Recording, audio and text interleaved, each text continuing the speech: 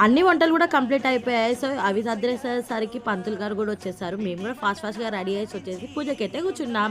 పూజ అయితే కంప్లీట్ అయిపోతుంది. మనం జస్ట్ ప్రసాదాలన్నీ భుజ వినాయకుడికైతే నైవేద్యంగా పెట్టేసి అన్నదానం అయితే స్టార్ట్ చేసేద్దాం. నా వాయిస్ అయితే కొంచెం తేడా ఉంది కదా! నాకైతే ఫుల్ ఫీవర్ వచ్చేసి వాయిస్ కూడా పోయింది.